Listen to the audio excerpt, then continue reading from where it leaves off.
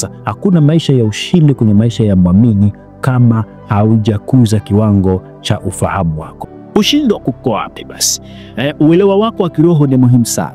Unaweza kama hujamfahamu Kristo kwenye maisha yako, ni ngumu sana kushinda vita vya kiroho. Nataka niwaambie, ulimwengu wa roho unahitaji ufahamu zaidi. Ujue namna gani ya kufanya maombi, ujue namna gani ya kufunua mambo katika ulimwengu wa roho. Nikwambie tu, ushindi wa kiroho sio bahati nasibu.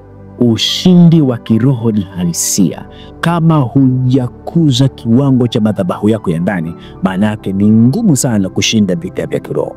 Utapigwa kila siku, sio kwa sababu hujaokoka, ni kwa sababu bado hujajua ulimwengu wa roho una misingi gani kwenye maisha yako. Maisha ya kiroho sio la bahati, lakini ni ya uamuzi na uelewa. Yaani viwango vyako vya ufahamu ndio hatua za kiroho za ushindi. Ama utashinda ama kushindwa kutokana na ufahamu wako. Unaelewaje kuhusu Mungu? Kuishi maisha ya ushindi sio kujua maandiko mengi. Kuishi maisha ya ushindi ni kujua, ni kupata mafunuo kupitia yale maandiko unayoyasoma. Kwa nini unashindwa? Sio kwa sababu hujui maandiko, lakini unashindwa kupata mafunuo kutoka kwenye yale maandiko unayosoma. Unaposoma maandiko lazima ujione.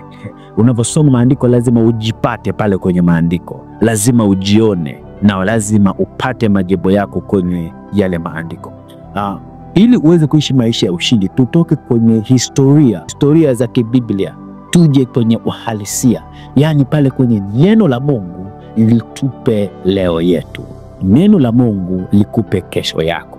Hasa kwenye hivyo viwango vya kiroho, tutoke huko kwenye namna ya kuishi kwenye maisha ya historia, kwamba Musa alishinda, asubuhi Paulo na Sila walishinda, milango ya gereza ikafunguka. Ifike wakati neno likupe namna ya kufungua magereza yako. Haleluya. Tufike wakati neno la Mungu likupe kupenya mahali pako. Tusisome tu kina Musa kwamba walipasua bahari ya Shamu. Ifike wakati neno la Mungu lipasue hiyo bahari ya maisha unayopitia. Ifike wakati neno lifanye unapasua hapo kwenye hiyo changamoto yako. Bwana Yesu asifiwe sana. Lakini pia ufunuo huleta mabadiliko ya ndani.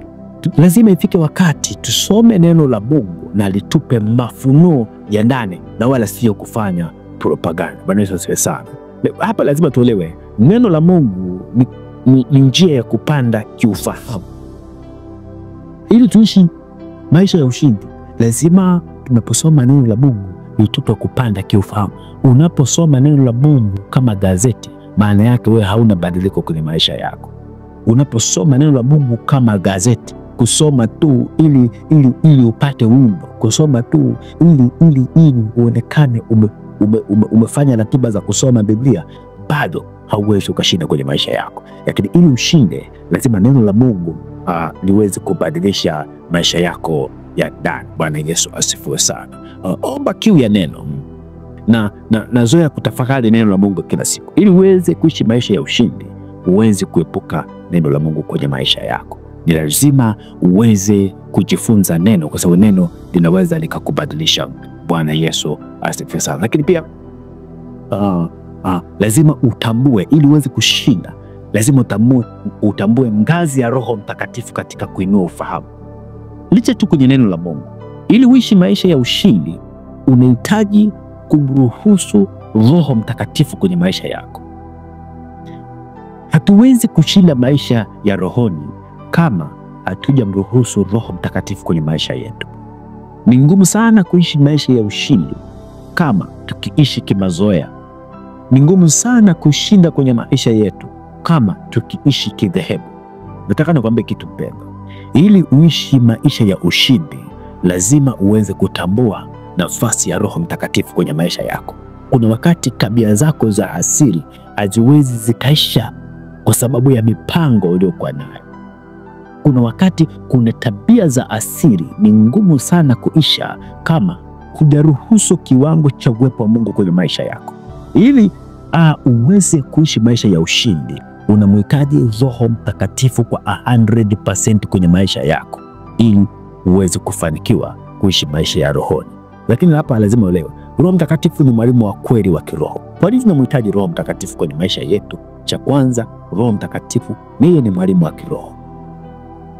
Mwalimu wa kiroho. Hakuna mtu anayekwambia acha dhambi na ukaacha dhambi. Hakuna mwanadamu wa aina yoyote anayekwambia acha dhambi na ukaacha dhambi.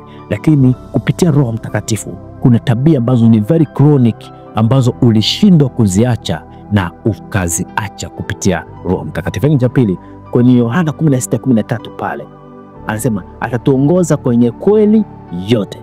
Kwa nini tunamhitaji Roho Mtakatifu? Ili kuishi katika kweli yote. Bwana Yesu asifiwe sana. Kitu cha tatu, na lazima tuelewe kwamba hatua ya juu ya ufahamu kuja kupitia ushirika na Roho Mtakatifu. Lazima uelewe ngazi ya kiroho, lazima uelewe ngazi ya Roho Mtakatifu katika maisha yako, katika kuinua ufahamu. Ili uishi maisha ya ushindi, tunahitaji tumpishe Roho Mtakatifu kwenye maisha yetu kikamilifu. Anasema atatuongoza katika kweli yote. Na hapa lazima uelewe kwamba hatua ya juu ya ufahamu huja kupitia ushirika wa Roho Mtakatifu. Kwa ili uweze kuishi maisha ya ushindi, hakikisha unaendelea kumchipusha Roho Mtakatifu kwenye maisha yako. Nataka nikwambie mpendwa, hakuna tabia yoyote ya mwanadamu ya asili ambayo anaweza akaacha kama hajatengeneza ushirika na Kristo. Hakuna tabia yoyote. Unaweza ukakataliwa, unaweza mchungaji wakakukataa, washirika wakakukataa, wanadamu wakakukataa kwa ajili ya tabia zako. Lakini nataka nikwambie, usianze kuishi kuangalia tabia zako. Anza kuishi ukitengeneza ushirika na Roho Mtakatifu kwenye maisha yako. Bwana Yesu asifiwe sana. Na hapa nataka nikwambie, mkaribishe Roho Mtakatifu kama mwalimu wako. Yaani hakikisha mwambie Roho Mtakatifu nisaidie. Kuna wakati unashindwa kufanikiwa, kuna tabia unashindwa kuziacha. Sio kwamba hujaokoka mpendwa. Sio kwamba Mungu hakuoni. Endelea kuzidisha madhabahu urafiki na Roho Mtakatifu kwenye maisha yako.